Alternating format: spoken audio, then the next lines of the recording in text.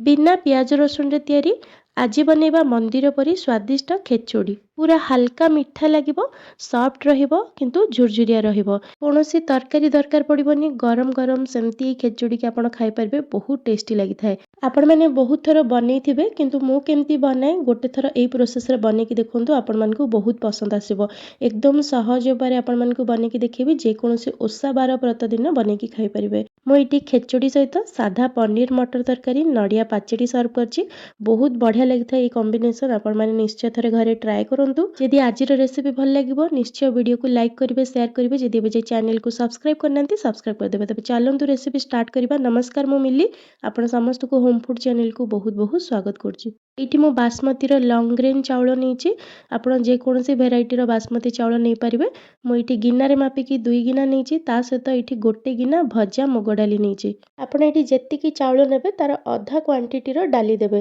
ताहले टेस्ट बहुत भल आसीबो एठी मु बासमती चावल नेछि बहुत बढ़िया बासना आस्ता खिचड़ी रे किंतु जदी आपण पाखरे नै आपण रेगुलर अरुआ चावल भी नै परिबे तो एठी मु चावल डाली को भल भाबरे धोई की छाणी देछि एबा को साइड रे रख देबा चलंतु खिचड़ी बनिया पे एठी मु गोटे पित्तल रो हांडी नेछि आपण जे कोनोसी रस हांडी बा स्टील हांडी नै परिबे किंतु तार बेस मोटा बा भारी थिबार अछि जहा द्वारा खिचड़ी लागिबनी भल हबो एठी मु हांडी रे 4 बड़ चमच गुआ घिया देछि घिया गरम हेगिले सेइतरे प्रथमे ड्राई फ्रूट्स को भाजी के बाहर कर देबा एठी मु ड्राई फ्रूट्स रे काजू किशमिश नेछि आपण इतरे बादाम आलमंड निज हिसाब रे निज पसंद रे दे परिबे क्वांटिटी कम बेसी भी कर परिबे तो एठी देखंतु भाजी के बाहर कर देली तापरे सेतरे किछि गोटा मसला पकेबा जेमति कि 2टा तेजपत्र 3टा सुखिला लंका गोटे छोटो चामच गोलमर्च 7-8टा लवंग 5 ରୁ 6टा छोटो गुजराती गोटे बड़ गुजराती 2 खंड दालचीनी ता सहित गोटे चक्र फूल याकू आमे घियो रे देकी किछि सेकंड भाजीबा पूरा लो फ्लेम रे तापरे इतरे आमे गोटे छोटो चामच दबा जीरा टिके पछरे जीरा को देले जीरा बेसी पोड़ीबनी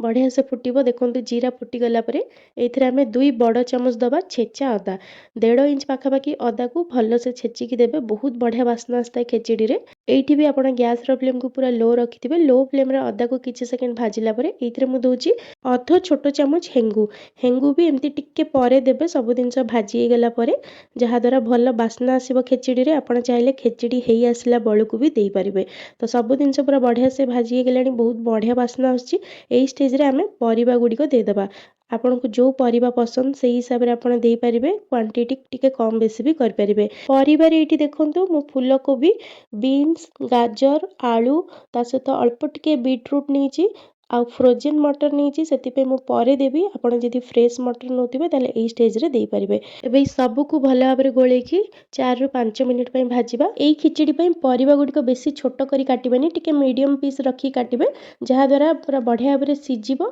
आ गोटा गोटा हेकी रहइबो गोटा गोटा रहिले खिचड़ी रे खाइबा पय भल लागिते बेसी छोटो काट देले पूरा फिटी जिवो तो एठी देखंतु परिबारे स्वाद हिसाब रे लूण आ गोटे छोटो चामच हळदी गुंड देकी भल भाबरे गोळे दोची जेमति कहली आको हमें 4 ରୁ 5 मिनिट मीडियम लो फ्लेम रे भाजीबा परिबा गुडी को टिके भाजी देले टेस्ट आहुरी बढ़ी जिवो तो एठी देखंतु 4-5 मिनिट हे गलानी एबे इथरे धोई की छाणी की रखथिबा चावल डाली को दे दबा चावल डाली को भी हमें भल भाबरे गोटे मिनिट पय गोळे दबा मीडियम टू लो फ्लेम रे यदि आज रे रेसिपी आपण मन को भल लागिबो निश्चय वीडियो को लाइक करिवे शेयर करिवे जदि एबे जे चैनल को सब्सक्राइब करनांती सब्सक्राइब कर देबे एई वीडियो जदि फेसबुक पेज रे देखचंदी फॉलो करिया को जमा बे बोलिबनी सेठार भी नुवा नुवा वीडियो अपलोड हुए तो एठी देखंतु डाली चावल परिबा पूरा बढ़िया भाबरे भाजी सारलेनी गोटे मिनिट खंडे तो एबे इथरे पानी दबा मु जो गिन्ना रे मापी की डाली चावल नेथिले सेही गिन्ना रे मापी की पानी देबी मु एठी टोटल 7 गिना पानी दोची